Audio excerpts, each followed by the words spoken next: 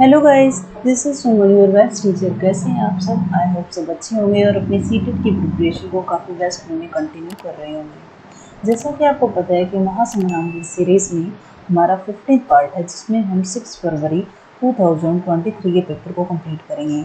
Now let's start the question number first of this video. A 6 digit number 75y077 is divisible by 11।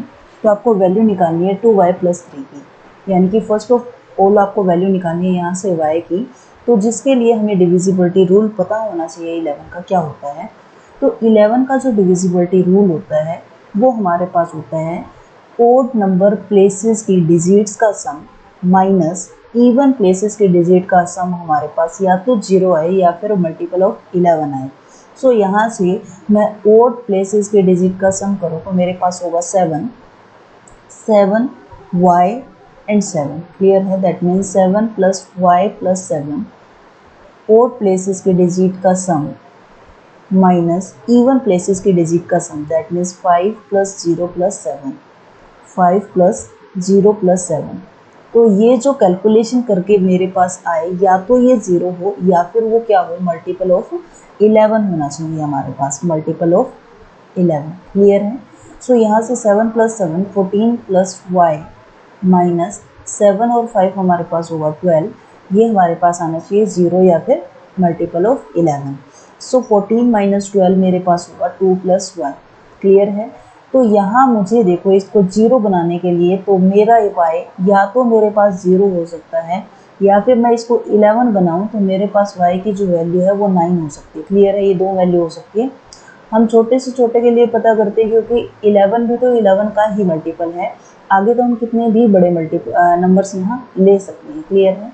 सो इन दोनों से मैं check करती हूँ कि जब मेरे पास y मेरा 0 नहीं होगा, y मेरा -2 होगा, क्योंकि हमें इसको 0 बनाना है कंप्लीट को। तो ये जो है 0 या फिर मल्टीपल ऑफ 11 कब बनेगा? ये 0 तो तब बनेगा जब मेरा y क्या हो, -2 हो। My apology. या तो मेरा y -2 हो या फिर मेरा y क्या हो, 9 हो, ताकि 9 में मैं 2 ऐड करूँ तो वो 11 आ जाए। क्लियर है? वैन मेरा y अगर मान लीजिए -2 होता है तो मेरे पास 2y + 3 की जो वैल्यू है वो क्या आएगी? दिस इम्प्लाइज दैट 2 - 2 + 3, 2 2 ज़ा 4, -4 + 3, दैट मीन्स मेरे पास आया -1 आंसर। बट ऐसा ऑप्शन में कुछ भी नहीं है। इसका मीनिंग में y जो है -2 वाली वैल्यू हम नहीं लेंगे।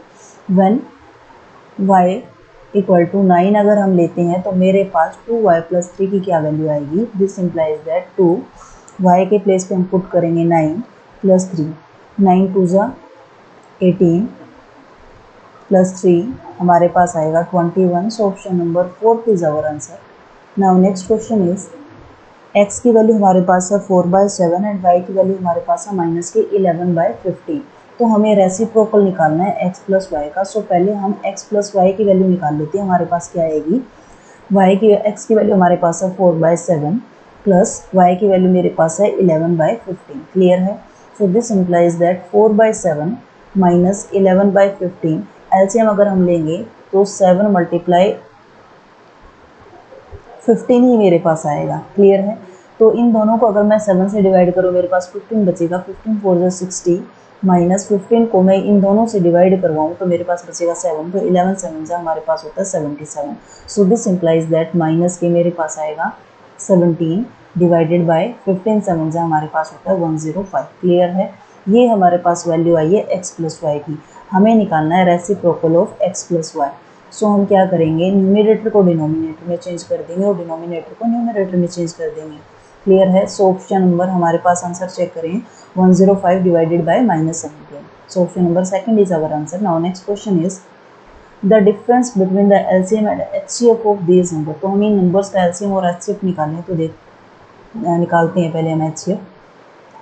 5 से हम डिवाइड करें तो हमारे पास आएगा 5 9 ज़ा 45। 5 से अगेन हम डिवाइड करें तो हमारे पास आएगा 5 1 ज़ा 4 कैरी, 5 8 ज़ा, एंड फिर हम 3 से करें तो 3 6 ज़ा, 3 से अगेन हम करें 3 2 ज़ा 1 पे गए। क्लियर है? एंड 8 25 को भी हम डिवाइड करें, 5 से ही डिवाइड करते हैं पहले। तो 5 1 ज़ा 5, 3 कैरी, 5 6 ज़ा 30, 2 5 5 ज़ा 25। अगेन हम 5 से करें तो 5 3 ज़ा 15, 1 कैरी, 5 3 ज़ा 15, 3 से अगेन हम करें तो 11 एंड 11 बन जाए 11, क्लियर है। और यहाँ अगेन हम 675 से करें, 75 को 5 से करें तो हमारे पास आएगा 5 1 जा 5, 1 कैरी, 5 3 जा 15, 2 5 5 जा 25। सो अगेन हम 5 से करें तो हमारे पास आएगा 5 2 जा 10, 5 7 जा। 3 से करें तो हमारे पास आएगा 3 9 जा, 3 3 जा, 3 1 जा, क्लियर है। सो HCF निकाले तो हमारे पास HCF क्या होता है, यानी कि 450 को मैं राइट कर सकती हूँ 5 multiply 5 multiply 3 multiply 3 multiply 2, clear है।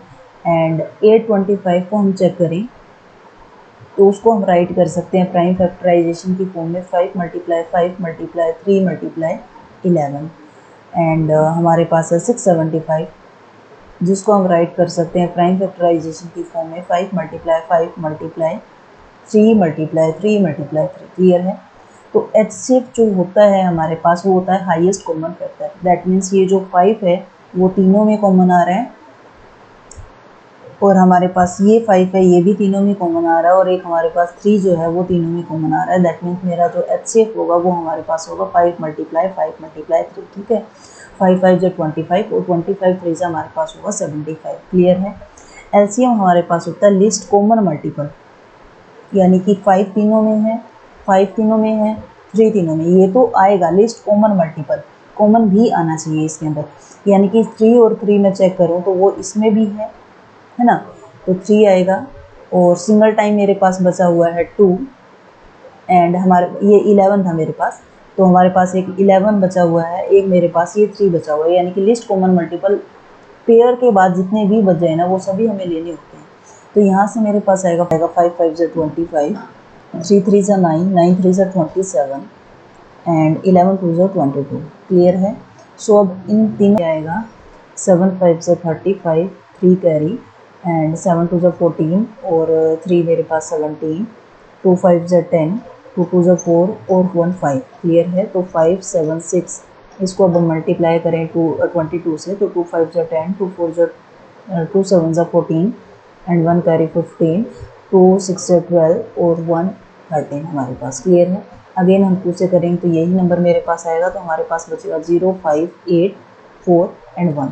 सो हमारे पास जो LCM आया है वो आया 14850, क्लियर है। हमें निकालना था दोनों का difference, that means LCM minus HCF equal to 14850 minus 75। तो 10 में से 5 हम माइनस करें 5, यहाँ हमारे पास 4, 14 में से 7 गया 7 एंड 7 4 1, तो 14775 हमारे पास होगा दोनों का डिफरेंस, क्लियर है। LCM आप इस तरह से निकाल पाओ तो इस तरह से निकाल लेना, अदरवाइज हम LCM इस तरह से भी निकालते हैं, तो यानी कि तीनों नंबर को इकट्ठा करके निकालते हैं। आपकी मर्जी है, आप किस तरह भी निकालना चाहें उसी अकॉर्डिंग निकाल लेना, क्लियर है। So now next question is, इसको कैलकुलेट करना है, काफ़ी इजी क्वेश्चन है। अगर सपोज कीजिए ए की पावर m मल्टीप्लाई बाहर m हो तो दोनों की पावर्स क्या हो जाती हैं, आपस में मल्टीप्लाई हो जाती हैं। सिमिलर वे से हम यहाँ पर क्या करेंगे, -3 raise to power -3 divided by 4 की power 3 multiply 4, this implies that मेरे पास आएगा -3 डिवाइडेड बाय 4 की होल पावर 12, क्लियर है। सो ऑप्शन चेक करें तो इनमें से कौन सा आंसर होगा। यहाँ देखिए माइनस की पावर इवन होता है तो प्लस का साइन आता है, दैट मीन्स माइनस का साइन नहीं आएगा। जस्ट ओनली आंसर हमारे पास आएगा 3 डिवाइडेड बाय 4 की पावर 12, क्लियर है।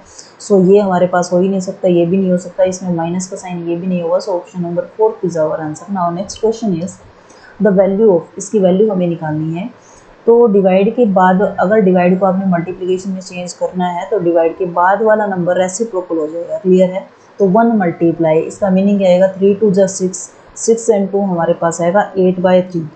8/3 को मैं 8/3 यानी कि 1 डिवाइड को अगर मैं मल्टीप्लाई में चेंज करूं तो ये नंबर मेरे पास बनता था 8/3, जिसको मैं क्या लिखूंगी 3/8। क्यों, क्योंकि मैंने डिवाइड के साइन को मल्टीप्लिकेशन में चेंज किया, क्लियर है। सिमिलर वे से अगर हम इसमें करें तो हमारे पास क्या आएगा 1 मल्टीप्लाई 5 3 जा 15 और 1 16 डिवाइडेड बाय 5, तो हम लिखेंगे 5 डिवाइडेड बाय 16 प्लस 1 मल्टीप्लाई 2/9 है, तो मल्टीप्लाई में हमने चेंज किया डिवाइड के साइन को, तो हम इसको लिखेंगे 9 डिवाइडेड बाय 2।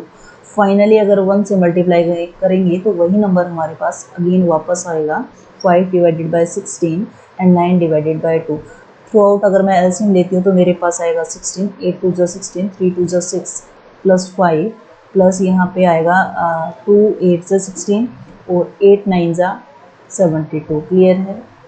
सो इसको कैलकुलेट करें, 6 प्लस 5 हमारे पास 11, 11 और 2 मेरे पास आएगा 13, 1 carry 8 divided by 16। But answer जो है इस फॉर्म में नहीं है, तो हम क्या करेंगे, 83 को डिवाइड करवाएंगे 16 से। सो 16 5 मेरे पास आ जाएगा 80, 3 कैरी बचेगा, डेसिमल आएगा, यहाँ 0 लिखूंगी मैं, तो 16 2 32 होता है, 16 1 16, हमारे पास बचेगा 4 एंड 1।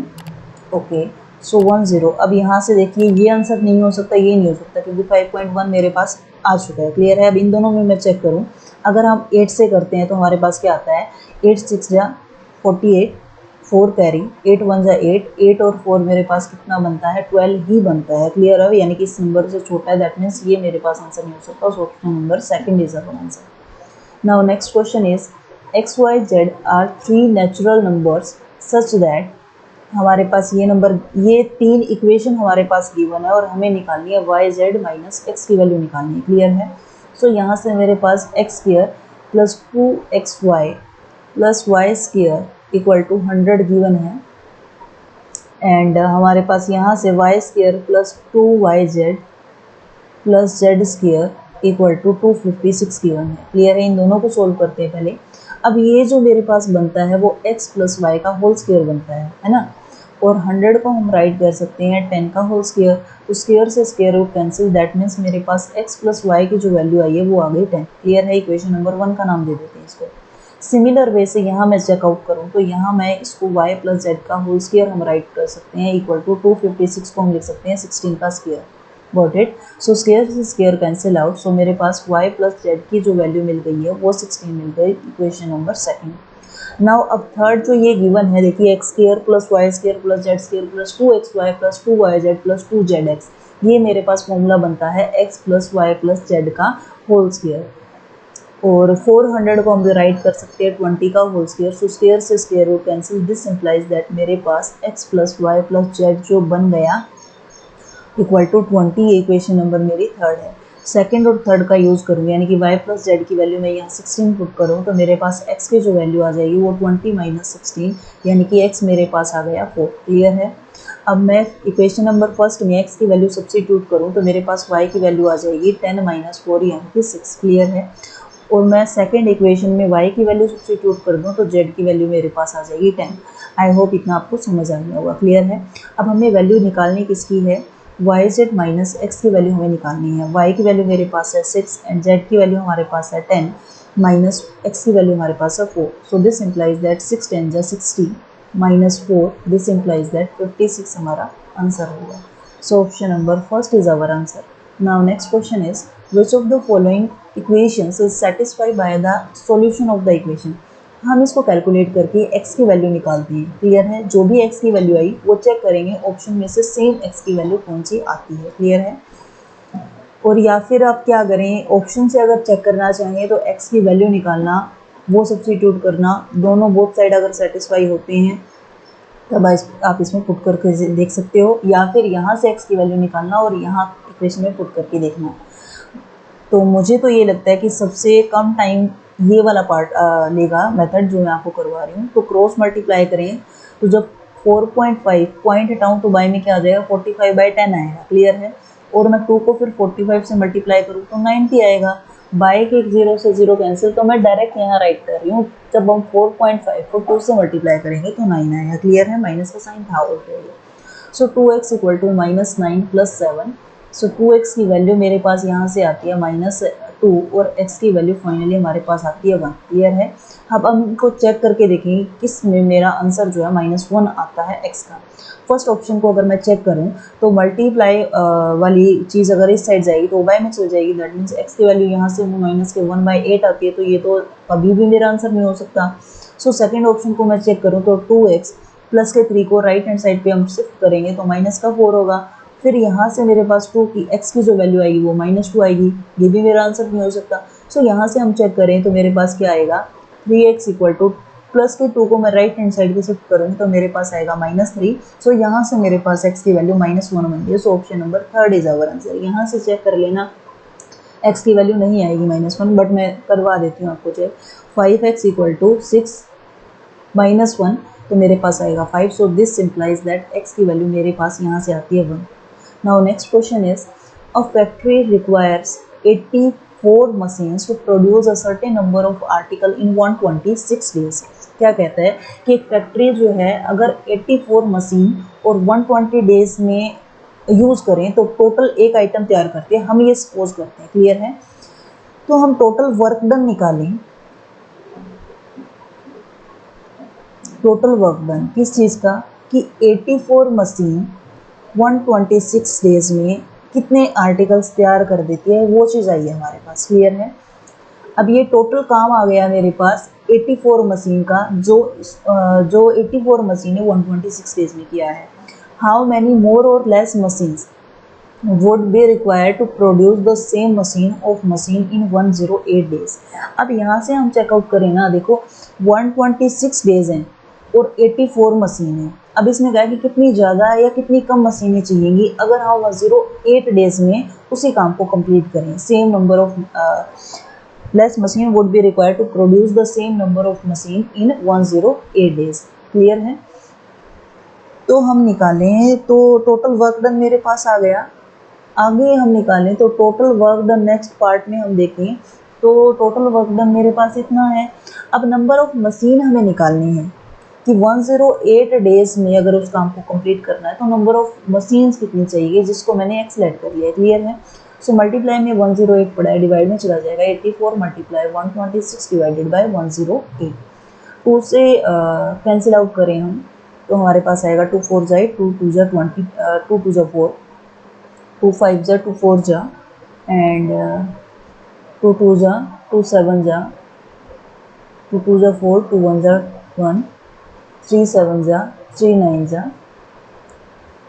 9 1 जा एंड 9 4 जा, क्लियर है। सो x यानी कि टोटल नंबर ऑफ मशीन्स मेरे पास आई है 2 7 4 जा 28 2 कैरी 7 1 जा 7 7 और 2 9, हमारे पास 89 मशीन की रिक्वायरमेंट है, क्लियर है। बट इसमें 89 मोर ये नहीं लिख सकते, इन्होंने पूछा क्या है हाउ मैनी मोर और लेस मशीन, कितनी ज़्यादा या कितनी कम चाहिए। नहीं तो पहले मेरे पास 84 थी, अब हमारे पास 98 है, तो हमें ज़्यादा की रिक्वायरमेंट होगी ना, तो लेस वाला आंसर तो देखो मेरे पास हो ही नहीं सकता, डायरेक्ट ही कट हो जाएगा।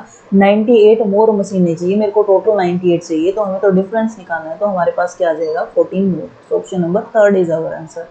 नाउ नेक्स्ट क्वेश्चन इज, इसको कैलकुलेट करना है, क्लियर है। सो इन दोनों में से न्यूमरेटर में से देखिए मेरे पास एक्स वाई हर एक टर्म में आ रहा है और 4 कॉमन आ रहा है, तो मैं 4xy कॉमन निकालूँ तो मेरे पास क्या बचेगा y का स्क्वायर प्लस 4 6 जा एंड y, और यहाँ से मेरे पास बचेगा 4 1 जा 4 6 जा यानी कि 16, क्लियर है। सो डिवाइडेड बाय डिनोमिनेटर में मेरे पास wait a minute,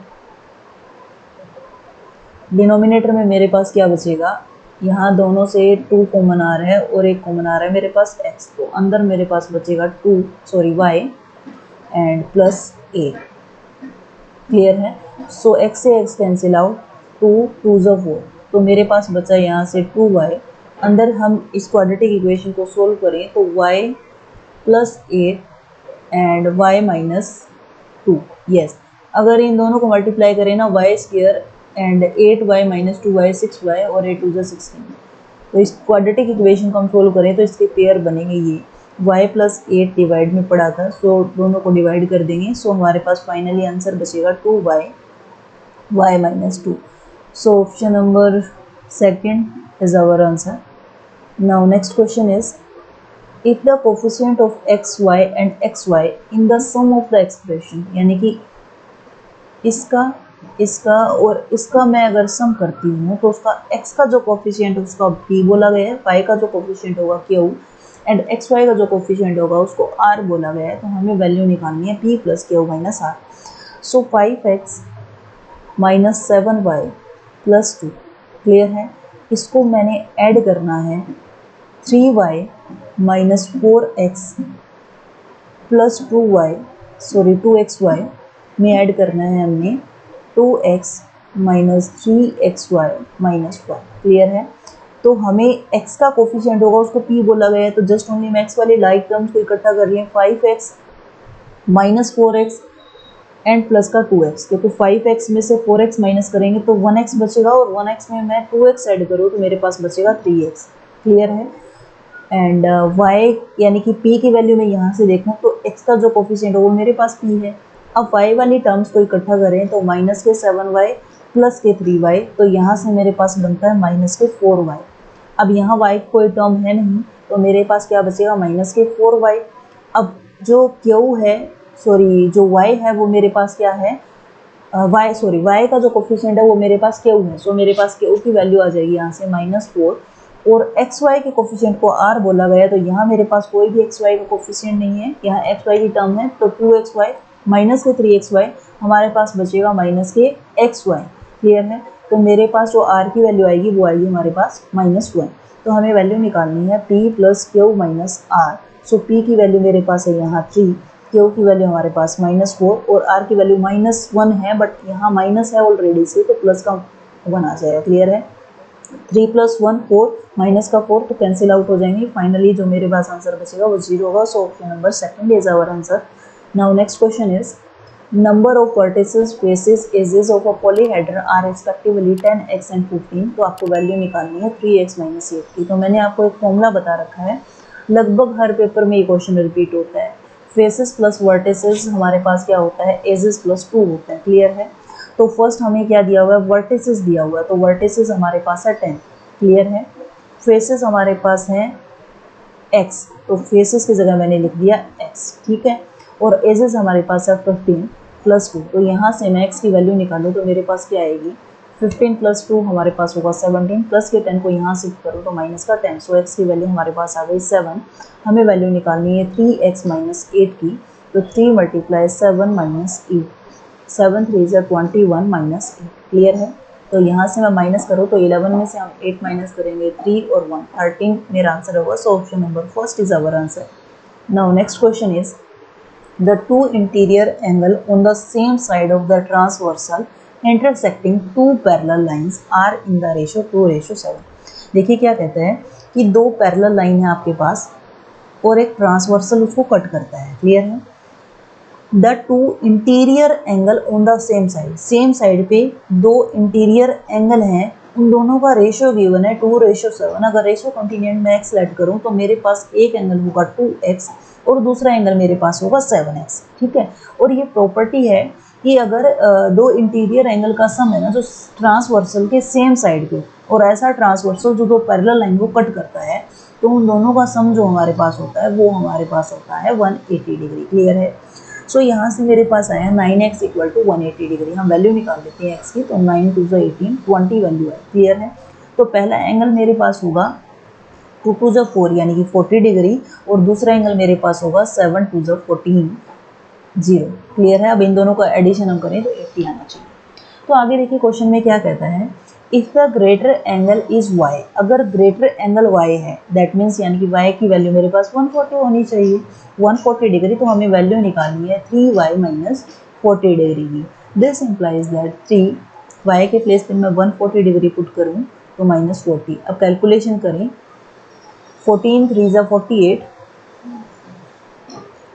sorry 42 0 and minus के 40 डिग्री, तो हमारे पास यहाँ से वैल्यू आएगी 380 डिग्री। 0 12 में से 4 माइनस करें तो हमारे पास आएगा 8 एंड 3, तो 380 डिग्री वैल्यू आएगी। So option number 4 is our answer. Now next question is side Q R of a triangle P Q R. एक ट्रायंगल है हमारे पास P Q R. So side QR of the triangle PQR is produced to point S। इस QR side को S point तक produce कर दिया गया है। ठीक है? एंड अ रे RT is drawn perpendicular to side PR such that TRS जो एंगल है वो क्या बन जाए, एक्यूट एंगल। दोबारा देखिए कि एक रे डाली गई है RT drawn perpendicular to side PR। एक RT हमने रे ली इस टाइप से कि जो कि क्या है पी आर पर परपेंडिकुलर है, क्लियर है, such that T R S जो एंगल है वो मेरे पास क्या बन जाए, एक्यूट एंगल। एक्यूट एंगल वो होते हैं जो 90 डिग्री से कम के होते हैं, क्लियर है। तो P Q are, P angle, Q angle और आर एंगल रेशियो में हमें गिवन है। अगर रेशियो कंटिन्यूएंट में एक्स लेट करूँ तो पी एंगल मेरे पास होगा 3x, ये मेरे पास होगा 3x, एंड क्यू एंगल मेरे पास होगा 2x, और जो आर एंगल मेरे पास है वो मेरे पास है 1x यानी कि x, क्लियर है। तो आपको वैल्यू निकालनी है टी आर एस एंगल की, इस एंगल की आपको वैल्यू निकालनी है। तो by triangle P Q R, आपको पता है कि तीनों एंगल का सम मेरे पास क्या होता है 360 होता है, that mean 3x plus 2x plus x हमारे पास होना चाहिए 180 डिग्री, क्लियर है। सो 3 प्लस 2 मेरे पास 5, 6x हमारे पास होगा 180 डिग्री। सो x की वैल्यू मेरे पास यहाँ से आई है 6 3 जा 18, 30 डिग्री, यानी कि मेरे पास जो किसी की भी ज़रूरत नहीं है, मुझे इस एंगल की ज़रूरत है, क्योंकि हमें ये निकालना है ना क्यू आर एस एक लीनियर लाइन है, लीनियर एंगल है, तो इन तीनों एंगल का सम मेरे पास क्या होना चाहिए 180 डिग्री होना चाहिए। अगर सपोज कीजिए मैं इसको y का नाम दे देती हूँ, यानी कि x प्लस, अब ये वाला एंगल तो 90 डिग्री होगा ना, 90 प्लस ये y जो एंगल होगा वो मेरे पास होगा 180 डिग्री, क्लियर है। सो x एंगल मेरे पास वैल्यू आई है 30 degree plus 90 plus y is equal to 180 degree. So y की वैल्यू हमारे पास आएगी 180 माइनस 90 प्लस में 30 हमारे पास होगा 120, तो 180 में से 120 माइनस करेंगे 60 डिग्री। सो ये y एंगल यानी कि टी आर एस एंगल मेरे पास होगा 60 degree. So option number 4 is our answer. Now next question is PQRS is a quadrilateral in which PQ equal है PS के और RQ इक्वल है RS के। If PR and QS intersect at point O, then which of the following is true? तो ये जो figure बता रहा है ना उसके अकॉर्डिंग काइट फिगर बनती है हमारी,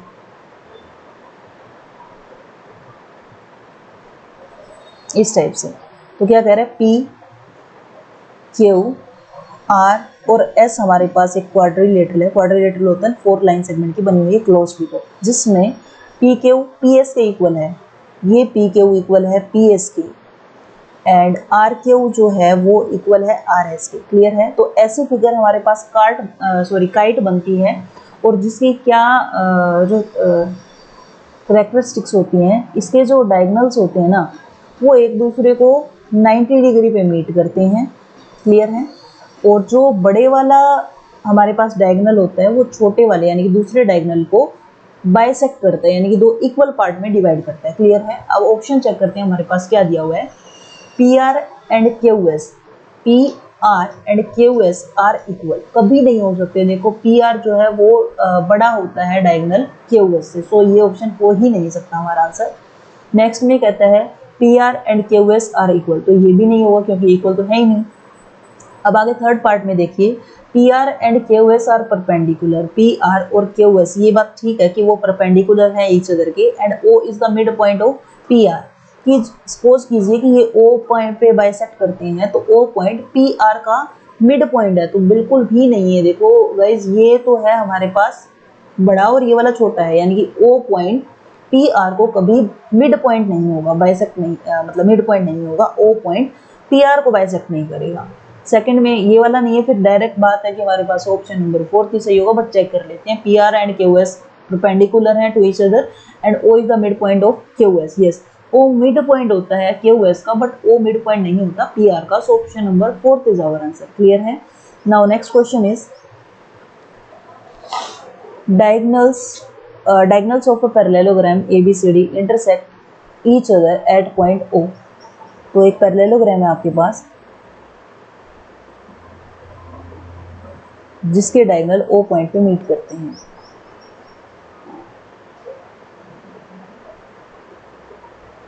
A B C D एक पैरेललोग्राम है जो O पॉइंट पे मीट करते हैं, एंड इफ AOB जो एंगल है वो मेरे पास है 70 डिग्री, एंड DAC एंगल मेरे पास यानी कि ये वाला एंगल जो है हमारे पास वो है 32 डिग्री, एंड DBC ये वाला एंगल है मेरे पास y डिग्री। तो हमें वैल्यू निकालनी है इसकी, दैट मीन्स मुझे वैल्यू चाहिए y की, क्लियर है। तो आपको पता है वर्टिकली अपोजिट एंगल इक्वल होते हैं। अगर ये 70 है तो ये भी मेरे पास 70 होना चाहिए, यानी कि ये 70 डिग्री है तो ये भी मेरे पास 70 होना चाहिए। ओके, पूरा जो सर्कल होता है वो 360 डिग्री का होता है ना। तो मान लीजिए कि मैं इसको y नाम दिया हुआ है ना, इसको हम x नाम दे दें, x नाम दे दें क्योंकि हमें टाइम बचाना है। अगर मैं ऐसे राइट करूं हर बार angle AOD, angle COD, BOC तो टाइम वेस्ट होगा और कंफ्यूजन भी ज़्यादा होगी। इससे बेस्ट है कि हम इसको x नाम दे देते हैं। तो vertically opposite angle that means ये वाला एंगल भी मेरे पास क्या होगा, x होगा। और पूरा जो सर्कल है वो 360 डिग्री का होता है, दैट मीन्स x प्लस 70 जो है वो मेरे पास टोटल आएगा 360 डिग्री का। क्लियर है। सो यहाँ से 2x की जो मेरी वैल्यू आती है वो हमारे पास आएगी 360 माइनस 70 प्लस 70 140। क्लियर है। सो यहाँ से 2x की जो वैल्यू आएगी वो आएगी 6 में से 4 माइनस करें तो 2, 3 में से 1 माइनस करें मेरे पास आएगा 2। सो x की वैल्यू मेरे पास आएगी 110। क्लियर है। अब यहाँ से देखिए मेरे पास वैल्यू क्या आ गई, x की वैल्यू आ गई 110। अब ये बात देखिए कि अगर मान लीजिए दो पैरेलल साइड है ना, दो पैरेलल साइड है और ट्रांसवर्सल कट करता है तो इसके ये वाले वर्टिकली अपोजिट एंगल हमारे पास, सॉरी वर्टिकली अपोजिट एंगल नहीं बोलते, इसको अल्टरनेटिव इंटीरियर एंगल बोलते हैं, ये आपस में इक्वल होते हैं। अब इसको चेक करें तो देखिए AD जो है, ध्यान से समझिएगा, AD जो पैरेलल है BC की, क्लियर है, और AC क्या कर रहा है, ट्रांसवर्सल का काम कर रहा है। ध्यान से देखिएगा DA और BC मेरे पास क्या है, पैरेलल लाइंस है, और AC जो है ट्रांसवर्सल का काम कर रहा है। दैट मीन्स ये जो 32 एंगल है वो मेरे पास इस एंगल के इक्वल होगा क्योंकि ये क्या होंगे हमारे पास अल्टरनेटिव इंटीरियर एंगल्स होंगे, यानी कि ये मेरे पास 32 होगा तो ये एंगल भी मेरे पास कितना होगा, 32 डिग्री होगा। क्लियर है। सो बाय ट्राइंगल हमें चाहिए y की वैल्यू, तो जिसमें मेरे पास दो एंगल आ चुके हैं, x की वैल्यू हम निकाल चुकी हैं और c की वैल्यू है वो मेरे पास 32 है। सो बाय ट्राइंगल BOC अगर मैं लूँ तो angle B plus angle O plus angle C की जो वैल्यू होगी वो मेरे पास होगी 180 डिग्री। क्लियर है। सो B एंगल मेरे पास निकालना है जिसकी वैल्यू हमने वायलेट की है, और O एंगल मेरे पास आया 110 डिग्री, यस, और C एंगल हमारे पास है 32 degree equal to 180 degree. Clear है। सो y की वैल्यू हम यहाँ से निकालें तो 180 माइनस मेरे पास कितना आएगा 0 to 3 sorry 2 and 1 plus 3 4 and 1 142। Clear है। सो y की वैल्यू हमारे पास आती है 10 में से 2 माइनस करेंगे 8, 7 में से 4 माइनस करेंगे तो 38। हमें वैल्यू निकालनी है 2y प्लस 15 की। तो y की प्लेस पे मैं 38 वैल्यू सब्स्टिट्यूट करूँ और कैलकुलेट करूँ तो हमारे पास क्या आएगा, 2 8 16, 2 3 6 और 1 7 प्लस में 5। क्लियर है। सो हमारे पास क्या आएगा, यहाँ से 81 आ रहा है, कहीं ना कहीं मिस्टेक हुई है हमसे। यहाँ से हम चेक करें 10 में से मिस्टेक तो हमसे यही हुई है कि ये 2y प्लस 15 है ना, यहाँ हमारे पास आएगा 15। सो 15 6 प्लस 5 मेरे पास आएगा 11, 7 8 और 1 हमारे पास क्या आएगा 9। ठीक है। So option number first is our answer. Now next question is the perimeter of a right angle triangle is 7 of its side other than hypotenuse is of length 18 cm, then the area of the triangle हमें निकालना है। Clear है। तो एक right angle triangle है आपके पास ABC जिसे हम नाम देते हैं, अदर देन हाइपोटेन्यूज एक साइड हमें गिवन है 18 सेंटीमीटर, तो हम परपेंडिकुलर को x लेट कर लेते हैं और हाइपोटेन्यूज को y लेट कर लेते हैं। हमें गिवन है कि इस ट्राइंगल का पेरीमीटर जो है वो 72 है। So x plus y plus z जो है, सॉरी जेड के प्लेस पे 18 लिखेंगे, x plus y plus 18 equal to हमारे पास है 72, और x प्लस वाई की मैं यहाँ से वैल्यू निकालूँ तो 72 minus 18 that means x plus y की वैल्यू हमारे पास आएगी 54। Equation number 1। क्लियर है। सो यहाँ से देखिए ये ABC जब राइट एंगल ट्रायंगल है तो ये एरिया देखते हैं पहले हमारे पास क्या होता है ट्रायंगल का, हाफ इंटू बेस, बेस मेरे पास 18 है इंटू हाइट यानी कि x है, तो मेरे पास x की वैल्यू होनी चाहिए। और ट्रायंगल ABC जो है वो राइट एंगल ट्रायंगल है तो ये पाइथागोरस थ्योरम को अप्लाई करेगी। सो x का स्क्वायर इक्वल टू मेरे पास आएगा y स्क्वायर यानी कि हाइपोटेन्यूज का स्क्वायर माइनस बेस का स्क्वायर। क्लियर है। सो यहाँ से अगर मैं y की वैल्यू निकालूँ x के फॉर्म में तो वो क्या आएगी, y की वैल्यू हमारे पास आएगी 54 माइनस एक्स। यहाँ हम सब्सटीट्यूट करें 54 माइनस एक्स का होल स्क्वायर माइनस 18 का स्क्वायर, तो 54 का जो स्क्वायर मेरे पास होता है वो निकालते हैं हम 54 को 54 से मल्टीप्लाई करें तो 4 4 जो 16, 4 5 जो 20 और 21 एंड 5 4 जो 22 कैरी 5 5 जो 25 27 6192 क्लियर है। सो 2916 यानी कि ए का स्क्वायर प्लस बी का स्क्वायर माइनस के 2ab यानी कि जब मैं 2 को मल्टीप्लाई करूँ 54 से तो 108x माइनस 18 का स्क्वायर हमारे पास होता है 324 क्लियर है। और लेफ्ट हैंड साइड में मेरे पास था एक्स स्क्वायर, सो एक्स स्क्वायर से एक्स स्क्वायर कैंसिल आउट और यहाँ से 108x को मैं लेफ्ट हैंड साइड में शिफ्ट करें तो 108x प्लस का हो जाएगा। और जब मैं 2916 में से 324 माइनस करूँ तो हमारे पास आएगा 6 में से 4 माइनस किया 2 एंड 11 में से हम 2 माइनस करेंगे तो हमारे पास बचेगा 9 एंड यहाँ से मेरे पास बचा 8 में से 3 माइनस करेंगे तो हमारे पास आएगा 5 एंड 2 क्लियर है। सो मेरे पास x की जो वैल्यू आई है वो आई है 2592 डिवाइडेड बाय 108 क्लियर है। इस वैल्यू को हम यहाँ सब्स्टिट्यूट करें तो मेरे पास क्या आएगा 1/2 मल्टीप्लाई 18 मल्टीप्लाई में हमारे पास आएगा 2592 डिवाइडेड बाय 108 क्लियर है। अब 2 से हम कैंसिल आउट करें तो हमारे पास आएगा 2 9 जा 18 एंड 2 5 जा 10 2 4 जा 2 से अगेन कैंसिल करूँ तो मेरे पास आएगा 2 2 जा 4 2 7 जा एंड 2 1 जा 2 2 जा 4 2 9 जा 18 2 6 जा एंड 3 से हम कैंसिल आउट करें 3 9 जा 3 2 जा 3 4 जा 12 3 3 जा 3 2 जा एंड 2 से हम कैंसिल आउट करें फर्दर तो 2 2 जा 4 2 1 जा 2 6 जा एंड 3 से कैंसिल करें 3 3 जा 3 7 जा 21 3 2 जा एंड अगेन 3 से हो जाएगा 3 2 जा और 3 4 जा। सो 24 आएगा हमारे पास यहाँ पर कैंसिल आउट करने के बाद। तो बचा हुआ क्या क्या है 9 और 24। सो 24 को मैं 9 से मल्टीप्लाई करूँ तो 9 4 जा हमारे पास आएगा 36 9 2 जा 18 18 और 3 मेरे पास आएगा 21। सो 216 सेंटीमीटर स्क्वायर हमारे पास होगा इस ट्रायंगल का एरिया क्लियर है। Now next question is A triangle and a parallelogram stand on the same base of length 50 centimetre. तो यहाँ तक बनाते हैं। एक बेस है 50 सेंटीमीटर का जिसके ऊपर एक ट्रायंगल फॉर्म हुआ है और उसी बेस के ऊपर हमारे पास क्या है एक पैरेललोग्राम है क्लियर है। हम इसको नेमिंग कर देते हैं A B C D and E। आगे क्या कहते हैं and are equal in area, दोनों का एरिया यानी कि area of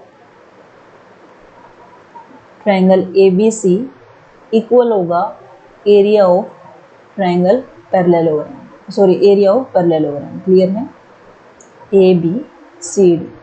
okay so area of parallelogram हमारे पास होता है बेस इनटू हाइट और ट्रायंगल का एरिया काफ़ी मेथड से निकाला जा सकता है, डिपेंड करता है हमें क्या क्या कंडीशंस गिवन है।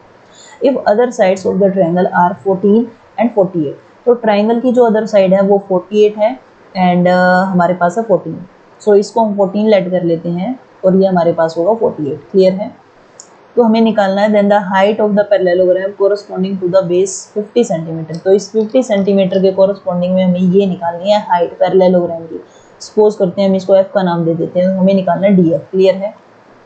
पहले हम निकालते हैं ट्रायंगल का एरिया और उसको इक्वल कर देंगे पैरेललोग्राम के इक्वल एरिया के इक्वल। अब ट्रायंगल की तीनों साइड मेरे पास गिवन है तो हीरोन्स फॉर्मूला हम अप्लाई करके इस ट्रायंगल का एरिया निकालेंगे क्लियर है। हीरोन्स फॉर्मूला होता क्या है एरिया ऑफ ट्रायंगल मेरे पास होता है s minus a s minus b and s minus c whole over root clear है, जहाँ पे s मेरे पास होता है सेमी पेरीमीटर क्लियर है। तो पहले हम s की वैल्यू निकालें यहाँ तो मेरे पास क्या आएगा 48 प्लस 14 प्लस 50, क्योंकि ये ट्रायंगल की तीनों साइड है sum of 3 side divided by 2। So 8 plus 4 मेरे पास होगा 12 1 कैरी 4 1 5 5 और 5 10 10 और 1 कैरी था 11 क्लियर है। सो 2 से मैं डिवाइड करूँ तो मेरे पास आएगा 2 5 जा 10 2 6 जा 12 क्लियर है। अब मैं यहाँ सभी वैल्यूज़ यहाँ सब्स्टिट्यूट करूँ तो मेरे पास क्या आएगा देखिए s की वैल्यू मेरे पास आई है 56। अब सपोज कीजिए मैं इस AB को लेट करूँ तो 56 माइनस a यानी कि 56 माइनस 50 मेरे पास आएगा 6 एंड नेक्स्ट अगर मान लीजिए BE को मैं सेकेंड साइड लेट करती हूँ तो मेरे पास क्या आएगा 50 माइनस 48 तो हमारे पास आएगा 8 एंड तीसरी साइड मेरे पास 14 है, सो 56 माइनस 14 हमारे पास आएगा 56 माइनस 14 हमारे पास आएगा 2 एंड हमारे पास आएगा 4। क्लियर है? सो इसको हम कैलकुलेट करें तो मेरे पास आएगा 8 7 जा 56 मल्टीप्लाई 6 मल्टीप्लाई 8 और इसको हम लिख सकते हैं 7 6 जा, है ना। तो 7 का 7 से पेयर बन रहा है, 8 का 8 से पेयर बन रहा है और 6 का 6 से पेयर बन रहा है। तो रूट में कैंसिल आउट करूँ मेरे पास वैल्यू आएगी 8 मल्टीप्लाई 6 मल्टीप्लाई 7। क्लियर है?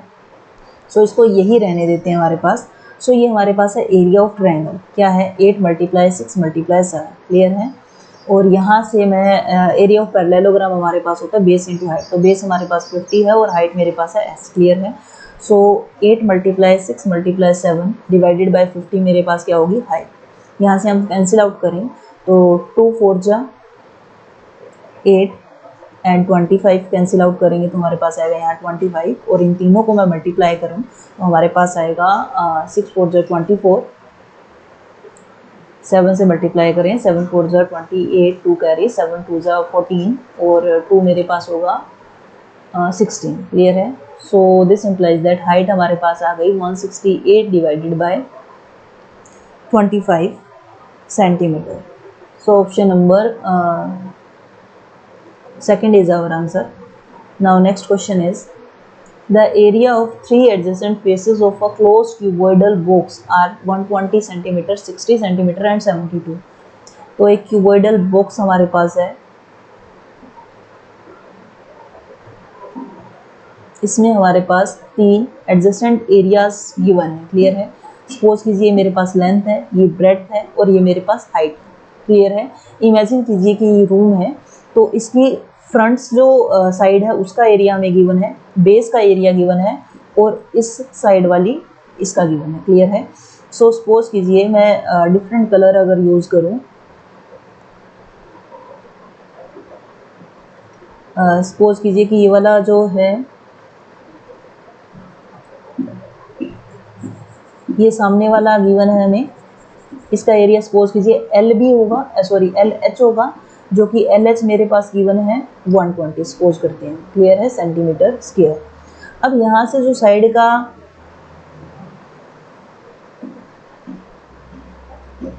अब ये वाले एरिया की अगर मैं बात करूँ, इस वाले एरिया की बात करें हम, तो वो हमारे पास क्या होगा बी एच। क्लियर है? तो बी एच हमारे पास दिया हुआ है 60 centimetre square. Okay, so base की बात मैं करूँ तो हमारे पास L इंटू बी यूज होगा, एल बी वो हमारे पास है 72 सेंटीमीटर स्क्वायर। तो इन तीनों एरियाज हमें गिवन है, यानी कि अगर मैं वैल्यू निकालूँ L B plus B H plus H L value निकालूँ तो एल बी की वैल्यू हमारे पास है 72 एंड बी एच की वैल्यू हमारे पास है 60 प्लस में 120। क्लियर है? तो क्या आएगा हमारे पास 2 एंड 6 टू 8 और 7 मेरे पास आएगा 15, 1 कैरी 2, 252 मेरे पास सेंटीमीटर स्क्वायर। ये 3 का एरिया आ गया। क्लियर है? और हमें निकालना क्या है total surface area. Total surface area जो क्यूबॉइड का होता है वो होता है 2 L B plus B H plus में एच एल। क्लियर है? तो L B plus B H plus H L की वैल्यू मेरे पास आ गई है 252, मल्टीप्लाई करें 2 से, 2 2 जा 4, 2 5 जा 10, 2 2 जा 4 और 5 centimetre square. So 504 is our answer.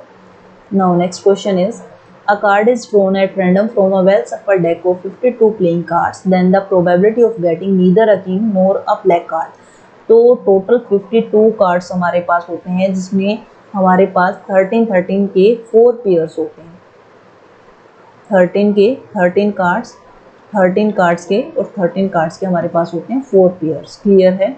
तो जिनमें से हमारे पास ये जो 26 कार्ड हैं ब्लैक होते हैं और ये जो 26 कार्ड्स हमारे पास हैं वो रेड होते हैं। क्लियर है? सो यहाँ से 26 कार्ड होते हैं ना, तो 13 कार्ड में हमारे पास एक किंग होता है, एक क्वीन होती है, एक जोकर होता है। एक किंग होता है, एक क्वीन होती है, एक जोकर होता है और एक हमारे पास इक्का होता है। उसके बाद 2 से लेकर के 9 तक के कार्ड की काउंटिंग होती है। क्लियर है? सिमिलर वे से यहाँ से भी एक किंग होता है, एक क्वीन होता है, एक जोकर होता है। यहाँ भी एक किंग है, एक क्वीन है, एक जोकर है और यहाँ भी हमारे पास एक किंग है, क्वीन है और जोकर है। क्लियर है। तो हमें कहा जाता है कि हमें एक कार्ड निकालना है वेल सफल डेक ऑफ 52 प्लेइंग कार्ड्स में से, और हमारे पास ना ही तो किंग होना चाहिए ना ही ब्लैक कार्ड्स होने चाहिए। तो ब्लैक कार्ड्स हमारे पास टोटल कितने हो गए, 26 ब्लैक कार्ड्स। क्लियर है। और किंग भी नहीं होना चाहिए, तो दो टोटल तो इन 52 कार्ड्स में 4 किंग्स होते हैं, बट 2 किंग तो यही इंक्लूड हो गए, यानी कि दो ये वाले किंग भी नहीं होने चाहिए। क्लियर है। टोटल यानी कि 28 कार्ड्स में से तो कोई भी कार्ड नहीं आना चाहिए। तो हमारे पास फेवरेबल केसेस की अगर बात करें तो वो कितने बच गए, 52 माइनस 28, दिस इम्प्लाइज दैट 12 में से अगर हम 8 माइनस करें तो हमारे पास आएगा 4, एंड 4 में से 2 माइनस करें तो 2, यानी कि फेवरेबल जो केसेस बच गए ना वो मेरे पास है 24, यानी कि इन 24 कार्ड में से कोई ना कोई कार्ड मेरे पास आना चाहिए। ठीक है। तो प्रोबेबिलिटी ऑफ हमारे पास क्या होगा, नीदर ब्लैक, ना तो ब्लैक कार्ड हो नोर किंग, इसकी प्रोबेबिलिटी हमारे पास क्या होगी 24 फेवरेबल केसेस और total number of cases 52। Clear है। सो कैंसिल आउट करें तो मेरे पास आएगा 4 6 जा 24 एंड 4 1 जा 4 3 जा, so this implies that 6/13 is our answer. Clear है। So option number 3 is our answer.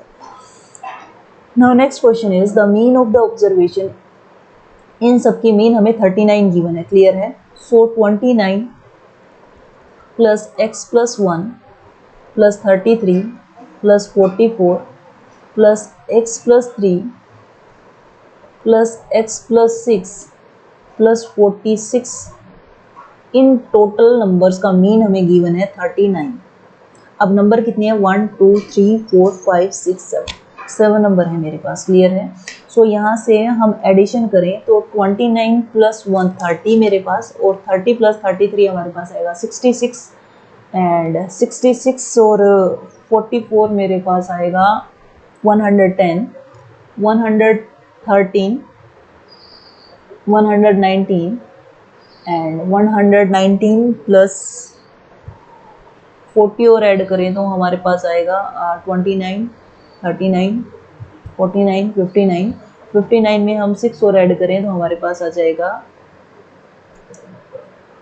सो अब हम इन सबको ऐड करें 29 plus 1 plus 33 plus 44 plus 3 plus 6 plus 46, तो इन सबका टोटल एडिशन मेरे पास आएगा 162, एंड x प्लस x मेरे पास आएगा 3x, और क्रॉस मल्टीप्लाई करूँ तो 7 को मल्टीप्लाई करें 39 से तो हमारे पास आएगा 7 9 जा 63, टोटल आ जाएगा 327। क्लियर है। सो यहाँ से मैं 3x की वैल्यू निकालूँ तो मेरे पास आएगा 273 माइनस 162, तो हमारे पास आएगा 111। सो मल्टीप्लाई में पड़ा था 3, सो x की यहाँ से हम वैल्यू निकालें तो हमारे पास आएगा 37। क्लियर है। सो अब हमें निकालना क्या है, then the median of the observation. So observation होंगे वो मेरे पास होगी 29, एंड 29 और प्लस 1 मेरे पास कितना होगा 37, प्लस मेरे पास होगा 38। सो यहाँ यही राइट करें तो हमारे पास क्या आएगा 29, दूसरा जो नंबर मेरे पास होगा 38 होगा, और 33 44, और ये जो नंबर होगा वो मेरे पास होगा 40, एंड ये वाला जो नंबर मेरे पास होगा वो होगा हमारे पास 37 में 6 ऐड करेंगे तो 43। क्लियर है।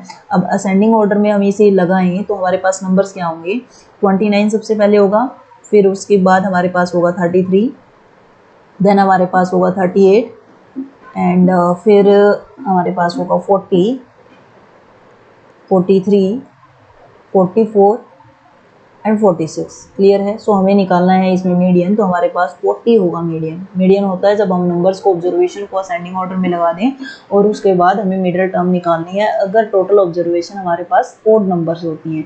अगर टोटल ऑब्जर्वेशन हमारे पास इवन नंबर है तो हम मिडिल 2 टर्म्स को ऐड करेंगे और 2 से डिवाइड कर देंगे। क्लियर है। So option number second is our answer. तो ये थे हमारे पास 20 क्वेश्चन 6 फरवरी 2023 को जो हमारा पेपर हुआ था। आई होप ये वीडियो और ये सीरीज आपको पसंद आ रही होगी। If you like this video then please like and share and also subscribe my channel, और कमेंट भी कीजिएगा। अगर आपको वीडियो अच्छी लगती है तो भी कमेंट कीजिएगा, अगर अच्छी नहीं लगती तब भी आप कमेंट कीजिएगा। Thank you and have a nice day.